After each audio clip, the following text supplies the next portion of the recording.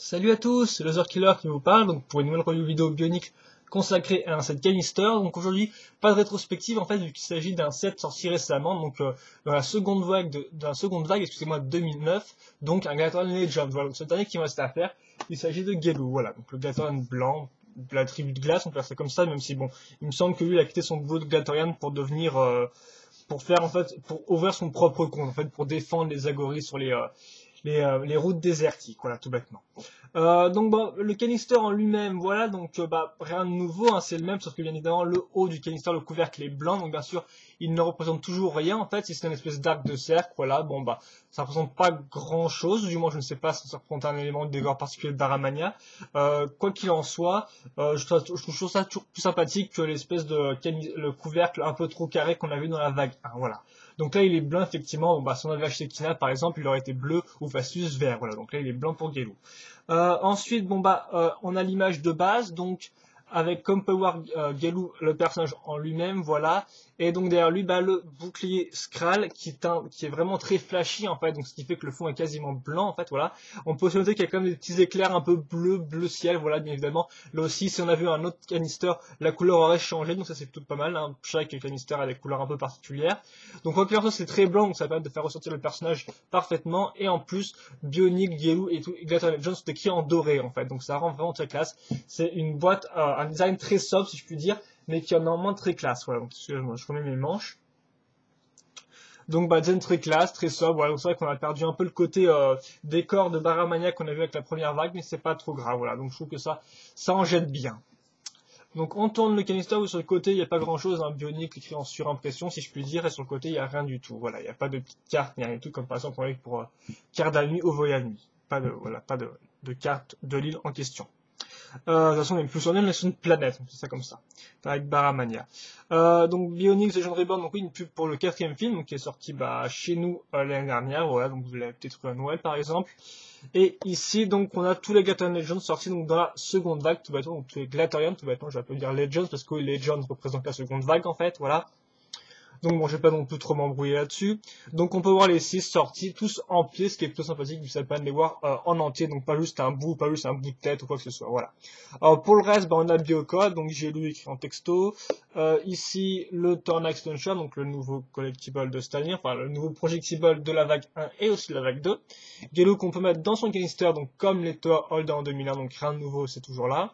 Et Bionic l'Action Figure Game, on y aura plus tard, hein, c'est l'espèce de petit jeu introduit, mais bon, il n'y a pas grand chose à dire dessus. Je speedé, donc là, on a le bouquin d'instructions, voilà, avec Gelou, donc c'est l'image coupée hein, qu'on avait déjà à l'avant. Ici, on vous explique comment trier vos pièces, enfin, pas, on vous explique, on vous dit qu'il faut trier vos pièces avant le montage. Bon, peut-être que pour un titan c'est utile, pour un canister un peu moins tout de même, mais bon, voilà, c'est pour les jeunes constructeurs. Ici donc on a la liste des pièces, une pub pour le film, hop là. Vraiment la jaquette est super nice je trouve, hein. Ils sont vraiment pas foulés, ils ont écrit Bionic en gros, ils t'ont posté une grosse image de Matanu devant, ils t'ont mis un petit scratch derrière et puis elle est vraiment je sais pas pourquoi, mais ça fait vraiment très amateur comme jaquette je trouve, hein. Et le pire c'est qu'en plus bah c'est celle qu'on a, ouais, non j'ai pas le DVD à portée de main sinon je vous l'aurais montré, mais voilà. Donc le Bionic Action Game, très rapidement, à quoi consiste le jeu, en fait, tout bêtement, vous avez un compteur de vie à l'arrière de votre personnage que vous pouvez tourner, donc comme pouvoir faire défiler les points, donc ça va de 5 à la tête de mort, et donc tout bêtement, faut tuer votre ennemi avec votre lance Tornax, donc le collectible de cette année, enfin le projectible de cette année, excusez-moi, et donc bah ou la balle spiky en français, mais bon là c'est une traduction française, faut bien comprendre ça que dans l'univers ça s'appelle une balle Tornax, pas une balle spiky, voilà, une balle spiky c'est pour les petits français qui comprendraient pas trop que spike en fait c'est dire piquant en anglais tout bêtement. Donc voilà, donc la balle Tornax, donc si on touche le canister, on fait perdre 1 point à l'ennemi, et si on touche son Galatoran, on fait perdre 2 points. Et après on a le droit de déplacer son personnage là où la balle Tornax est tombée tout bêtement, voilà. Donc là on remonte la tête de mort. Je le montrerai plus tard sur le set en lui-même.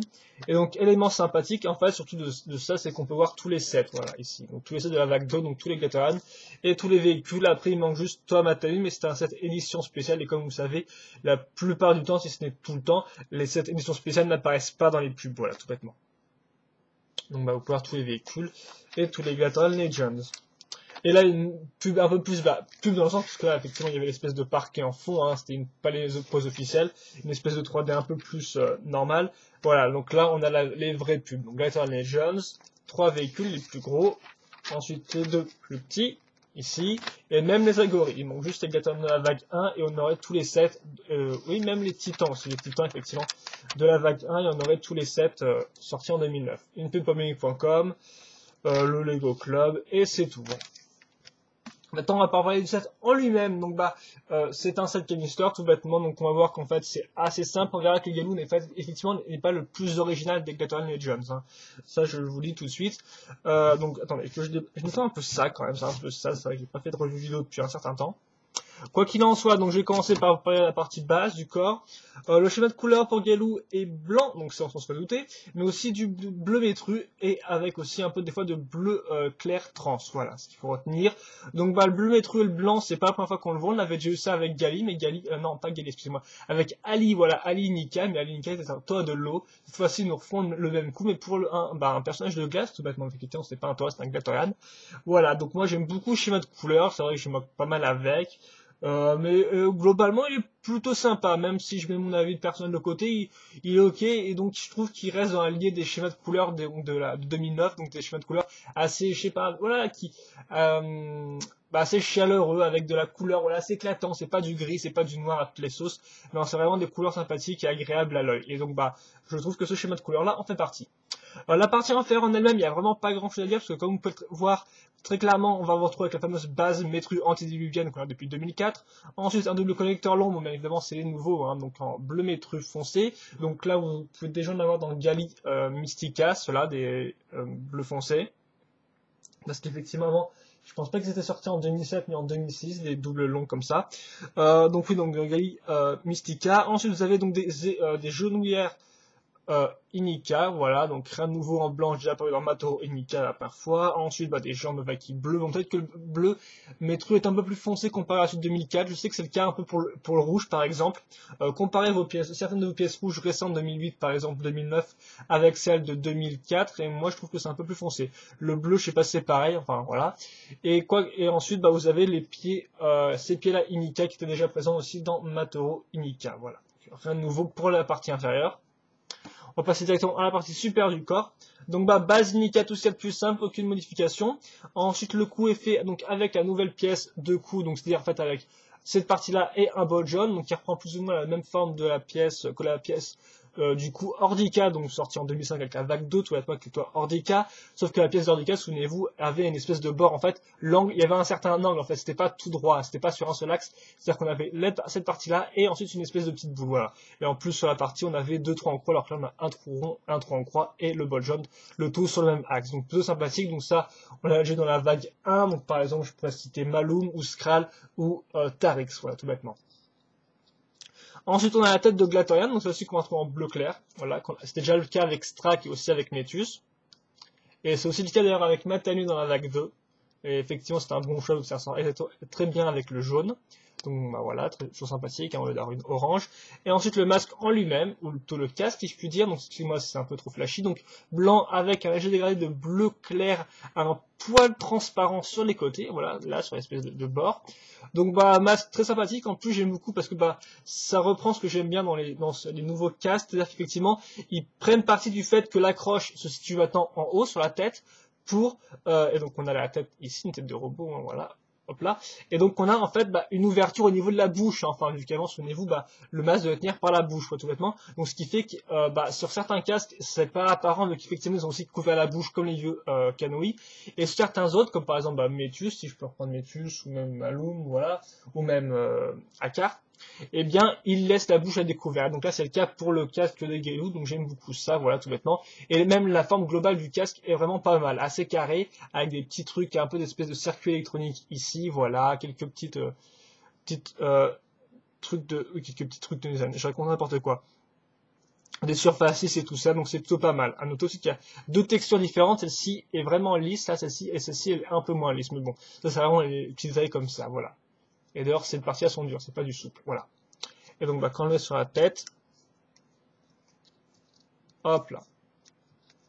Donc vraiment très chouette casque, peut-être un des meilleurs de cette vague-là, je pense. Sérieusement, ouais, ça doit être un des meilleurs parce qu'il est simple et je pense qu'il plaira à pas mal de gens. Il est nouveau. En plus, il profite de l'aspect casque de 2009 avec l'accroche au-dessus. Donc voilà, franchement, Gelou vaut au moins pour son casque.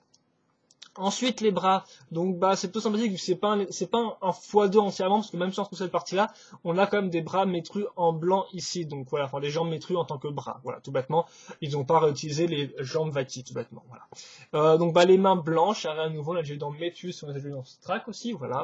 Par contre, l'arme est bien évidemment nouvelle, donc, comme pas mal de Gator Legends, en fait, là, comme on peut remarquer, les deux, en fait, vous avez deux armes qui se mettent sur la même main. En fait, j'ai remarqué ça récemment en prenant photo, mais celle de la vague 1, c'est qu'en fait, les sets de la vague 1 2009, souvent, avaient une arme dans chaque main, et souvent, ils essayaient d'adapter le lance Tornax en fonction. Alors qu'en fait, avec les Gator Legends, ils sont beaucoup moins foulés, en fait, vu qu'ils ont mis souvent les deux parties de l'arme sur la même main, et ensuite, le lance Tornax, en fait, bah, sur l'autre main, quoi, tout bêtement. Ce qui fait qu'ils n'ont pas vraiment cherché à l'adapter à l'arme. Et c'est un peu dommage, effectivement, parce que souvenez-vous, bah, par exemple, Skral avait vraiment une espèce d'épée double fonction avec le lance Tornax qui était magnifique, voilà, tout bêtement. Ou par exemple, Malum qui avait son arme sur son épaule, vraiment, voilà. Donc bon, revenons-en aux armes de Gelou, tout bêtement. Donc voilà, comme on peut le voir, une partie argentée et une partie bleu clair, enfin oui, bleu clair trans qui peut se tordre un peu comme ça. Notez aussi que l'accroche se fait à ce niveau-là et à ce niveau-là et pas au milieu. Donc faites attention parce que ça va être un peu fragile. Il me semble que Shadow l'avait déjà précisé dans notre web show sur les qu'on a construit les Glatorian, en fait, les Jones, tout bêtement. Il a déjà précisé, donc faites attention, ça m'a l'air un peu fragile, même si, bon, moi je ne m'amuse pas non plus trop à faire ça pendant 40 ans, donc bon, je pourrais pas vous dire néanmoins le seuil de tolérance du plastique, si je puis dire. Quoi qu'il en soit, l'arme est plutôt sympathique, elle nous rappellera aussi l'arme de Taunuva, du fait de la même forme, un peu comme ça, un peu forme de flèche. Et on prend noter aussi trois trous. Un peu spécial d'ailleurs ce trou-là, parce que c'est vrai qu'on n'a pas souvent un trou sur le côté, non, sur les armes, on a souvent juste ces deux trous-là et pas celui-là. Donc ça peut être sympathique pour placer la pièce ailleurs. Voilà, donc une arme aussi pas mal du tout, je trouve. Et aussi, je vais quand même finir, les épaulettes, effectivement, comme power sont un peu originales, vu que bah, cette fois-ci, on va réutiliser le bouclier de Métus. Voilà, donc Métus introduisait une nouvelle pièce qui lui servait de bouclier, en fait, vu qu'il y en avait deux comme ça. Et donc là, bah, on va le raccrocher tout bêtement grâce à deux micro-mirons bleus, comme ça, voilà, ici, sur les épaules. Donc ça permet de rendre Gelou un poil plus original, voilà, au niveau des épaules. Et enfin, le lance Tornax, donc en deux parties, argentées ici, et le Tornax en lui-même, donc partie souple sur les côtés et partie dure ici, comme ça, au centre. Donc bah, tout bêtement, vous appuyez comme ça, voilà. Et à noter, effectivement, bah, que cette Tornax, c'est le même pour tous.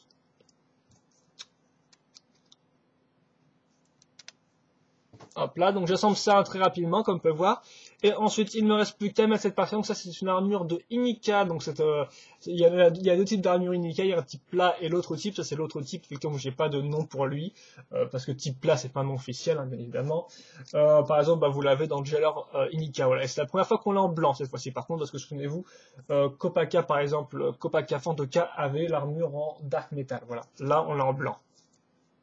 Matoro avait la plate en argenté et Matoro Marine n'avait pas d'armure comme ça. Voilà, tout bêtement, il avait une base unique.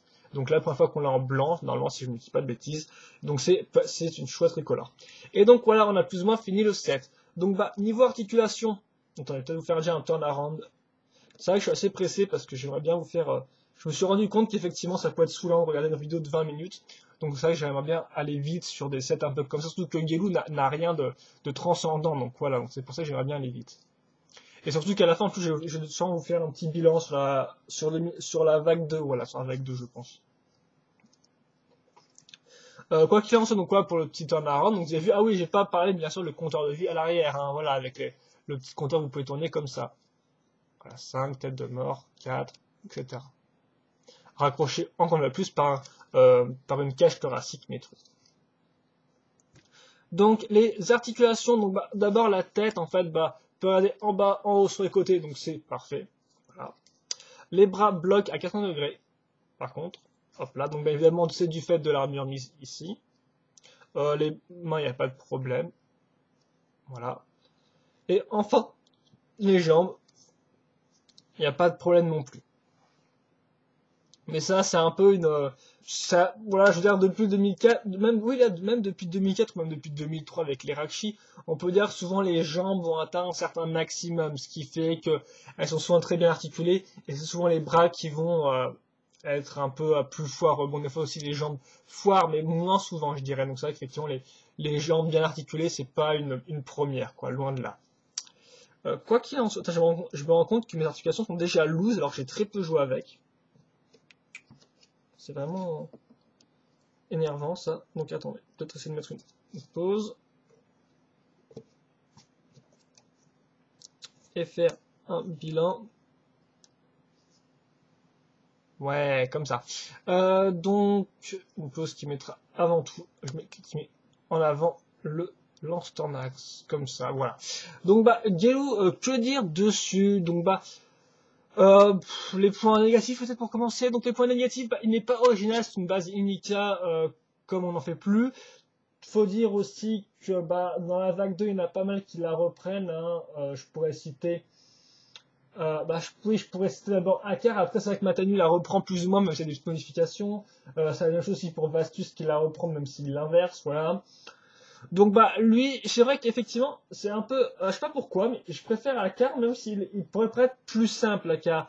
Mais voilà, donc enfin, quoi qu'il en soit, Zangelou a une base Inika. Même si je cherche pas à comparer avec d'autres sets sortis avant. Il a une base Inika, donc c'est pas le plus original de tous, ça il faut le savoir. Euh, Après, niveau articulation, ça bloque à 4 degrés au niveau des bras, voilà, le reste est potable.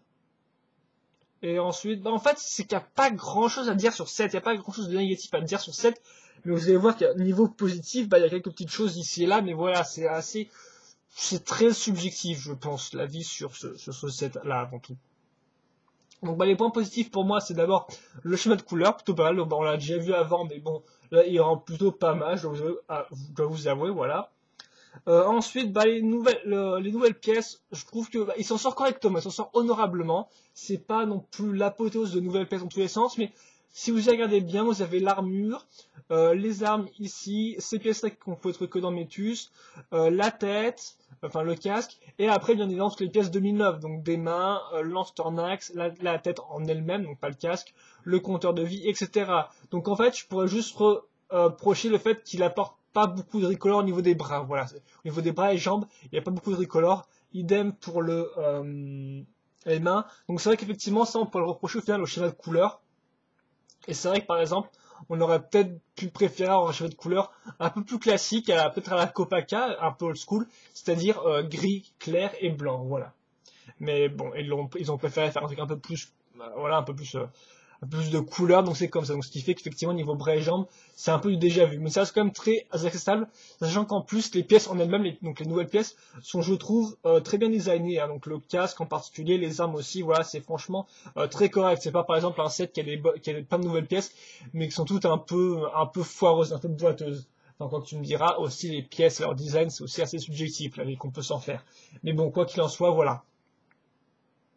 Et voilà, après, ça vaut tout pour Gelou, c'est que, voilà, il a des bonnes pièces, un chemin de couleur plutôt sympathique, il est articulé convenablement, voilà, mais après, il reste une base Indica assez simple. Donc après, ça dépend entièrement de ce que vous cherchez. Si vous cherchez un Gatorade pas trop mal, comme ça, ouais, pour faire l'affaire, Gelou, oui, fait l'affaire, c'est un bon Gatorade, il n'est pas original, voilà. Vous pourriez peut-être le préférer, si vous cherchez un Gatorade original, effectivement, passez à votre chemin, achetez-vous Kina, achetez-vous Stronus, par exemple, un Gatorade connu, achetez-vous Matanui, même si aussi Matanui est un peu original sur certains points, mais bon, voilà. Donc bon, ou même Vastus, voilà, donc c'est encore une fois de plus à vous de voir. Moi je dirais, Gelou s'en sort pas mal, c'est pas non plus le set pas original et qui en plus est tout pourri parce qu'il a aucune nouvelle pièce, etc. Non, lui il est franchement pas mal et c'est en plus c'est ça qu'effectivement on pourrait comparer à Akar. C'est vrai qu'Akar effectivement apportait très peu de nouvelles pièces et beaucoup de tricolores. Là c'est plus l'inverse avec Gelou, on va avoir pas mal de nouvelles pièces et moins de tricolores. Donc pas encore une fois de plus, bah, en fait c'est faites votre choix, sérieusement, là je viens de vous le dire clairement. C'est à vous de faire votre choix entre ces deux personnages qui ont plus ou moins la même base, tout bêtement. Voilà. Donc c'était ma review sur Galou, donc j'espère que vous l'aurez apprécié. Mais ça ne se finit pas là, vu qu'effectivement, eh bien, je vais vous mettre tous les personnages de la vague 2 ensemble. Donc bon, ils prennent beaucoup de place, donc je vais peut-être pas pouvoir vous les mettre tous dans le même plan. Donc oui, vous avez eu Gelou, donc voilà, je vous ai fait la review. Donc Vastus, souvenez-vous Vastus, donc je pense que c'est le plus atypique des Glatorian, pas forcément de fait de par sa base, mais de fait de par son design très organique avec beaucoup de parties serpentiformes, une base comme ça assez spéciale aussi qui plaira peut-être pas à tout le monde. Enfin voilà, c'est juste c'est le type de Glatorian qui ne plaira pas à tout le monde du fait de son aspect un peu bizarre. On pourra néanmoins noter qu'il apporte pas mal de nouvelles pièces très sympathiques comme toutes les pièces serpentiformes. La lance aussi est très bien designée. Le tuyau ici avec le petit record sympathique, record des bras aussi qu'on a déjà vu dans Nocturne, mais ça c'était quand même assez rare. Voilà. Donc lui franchement il apporte pas mal de bonnes pièces, mais encore plus il est vraiment très spécial, très atypique. Il ne sera pas je le conseillerais pas à tout le monde. Voilà. Ensuite, vous avez celui dont j'ai parlé pas mal dans cette fin de review, c'est Akar. Voilà, donc je vais le mettre à côté. Donc Akar, donc j'ai à peu près tout dit dans l'autre review, hein, c'est la base Nika, mais il a pour moi une classe pas possible, je sais pas pourquoi. Je pense surtout parce qu'il est grand en fait. Déjà il a des plus grandes jambes que Gelou, déjà aussi qu'il est grand, il est très classieux, il a un schéma de couleur qui tape, et même si bon le masque et là le casque est celui de Beric sans Recolored, et bien je n'ai pas beaucoup de défauts à lui prononcer. Franchement, je sais pas, même, vous demanderez même à Shadow, il a trouvé aussi classe que moi. Je l'ai monté et je lui ai dit, mais regarde, moi, ça, il dégage un certain charme, et c'est vrai qu'effectivement, même s'il est très simple, il dégage quelque chose. Je ne sais pas pourquoi. Après, encore plus, c'est un avis entièrement subjectif, et peut-être que certains le trouveront tout juste normal. Quoi qu'il en soit, moi, je vous dirais que c'est une valeur sûre, puisqu'en plus, c'est un personnage assez important dans la storyline. Voilà, donc ça peut être un argument pour l'acheteur. Ensuite, Kina, donc qui est pas mal du tout parce qu'effectivement, c'est une fille et en plus, elle a enfin un design un peu de fille, voilà, et en plus, elle apporte une nouvelle base. Donc en fait, elle cumule pas mal de points forts malgré des proportions un peu foireuses, hein, on peut le noter, hein, effectivement. Le fait que les bras descendent vraiment beaucoup, c'est un peu abusé, c'est un peu dommage, voilà. Normalement, pas mal de pièces, oui, en fait, pas tellement de. Ça dépend, en fait. Non, je dis n'importe quoi. Oui, il y a pas mal de recolors et pas mal de nouvelles pièces. Franchement, niveau pièces, elle vaut le coup, niveau base, elle vaut le coup, donc voilà. Après, ça dépend de ce que vous cherchez, mais franchement, j'ai pas de gros Kina et franchement pas mal au niveau de la base et au niveau des trucs. Ensuite, Matanu, forcément, le personnage très connu, hein, voilà. Donc, lui aussi, nouvelle pièce dans tous les sens, schéma de couleur très agréable à l'œil, masque refait, personnage important de storyline. Il a vraiment tout ce qu'il vous faut. Et même si c'était pas appelé Matanu, il serait quand même resté un bon set, hein, rien à dire là-dessus. Et enfin, Stronus. Voilà, donc le seul méchant. Lui aussi, caractère très atypique du fait de ses pièces entièrement très rocailleuses, si je puis dire. Je sais pas si on dit ça comme ça. Très rocailleuse, voilà. Attends, je vais peut-être laisser encore un peu dans la caméra pendant que je parle. Très rocailleuse, très bourrin, très tassé, voilà. C'est vraiment, lui aussi, il a vraiment un design unique et je pense que il plaira. C'est vraiment un méchant réussi, quoi. Ils ont fait qu'un méchant cette seconde vague, et c'était aussi le cas dans la première vague, même si bon, on peut dire que Strike n'était pas forcément super sympa et que Malone était un peu rejeté, Vorox aussi. Mais bon, voilà. Là, vraiment, pour Stronus, ils ont fait du très bon boulot. Il y a un seul méchant dans la seconde vague et il est très réussi, voilà. Donc je le conseille chaudement. Et donc voilà pour toute la seconde vague 2009, hein, donc Stronus, Kina, Vastus, Gelou, Akar et Matanui, voilà. Ah voilà, là j'ai plus ou moins tous dans le même plan. Donc pour faire un bilan sur la vague 2, je vous sérieusement, c'est une des meilleures vagues de cette Tennis Store sortie, selon moi, voilà. Selon moi, avec la vague 2000, avec les deux vagues 2007 et avec les deux vagues 2007, c'est en fait la meilleure vague, voilà, tout bêtement. Et même aussi la vague 1 2009 était très bonne et la vague 2 continue là-dessus. Même si j'ai un peu l'impression qu'ils ont, je sais pas, un peu moins cherché à faire des choses originales dans cette seconde vague.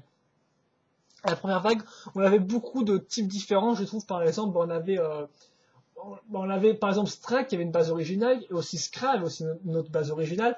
C'est vrai que c'était la base Inika, mais bon, il n'y avait pas l'armure Inika, il y avait des armures un peu spéciales aussi. Gresh, excusez-moi, là, Gresh avait aussi des trucs un peu en plus. Certains avaient, j'arrive vraiment pas aujourd'hui. Certains avaient un Lance-Tornax posé différemment. Enfin voilà, il y a des trucs pas mal originaux dans la première vague qui n'ont pas été repris dans cette seconde vague, ce qui fait que je la trouve un peu moins novatrice. Je dois bien vous l'avouer, par exemple, on a deux fois des bases Inika très proches avec Gelou et Akar, même sont différents, etc. Donc voilà. Mais néanmoins, malgré ces petits défauts que je vous ai dit, et ben, je trouve que c'est une très bonne vague. Niveau schéma de couleurs, elle explose absolument tout selon moi, avec des couleurs pastel qui nous font penser aux premières années 2001, tout ça, avec par exemple le vert clair, le bleu clair, le rouge matin, le orange, etc., le jaune, tout ça, c'est le personnage foncé très noir et tout, ceci c'est franchement pas mal. Voilà, ce qui fait que niveau schéma de couleurs, c'est pas mal du tout. Niveau base, il y a de quoi faire aussi, même si c'est moins diversifié que la première vague. Hein. Vous avez du Kinal, Lavastus, Stronus, qui est aussi très différent, Akar pour la Basinica, Matanui qui est assez parfait aussi, voilà. Donc bah voilà, je vais pas m'éterniser plus là-dessus.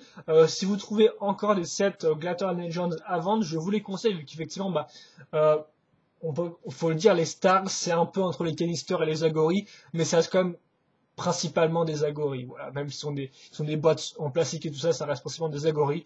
Donc des agoris plus, on est d'accord. Hein, voilà, j'ai pas non plus trollé. Des agoris plus. Donc voilà, donc c'est un peu les derniers vrais canisters de l'univers bionique. Et donc bah ils valent le coup, sérieusement, ils ont tous leurs points forts, ils apportent tous des bonnes pièces, tout ça. Donc voilà, je vous les conseille chaudement. Voilà.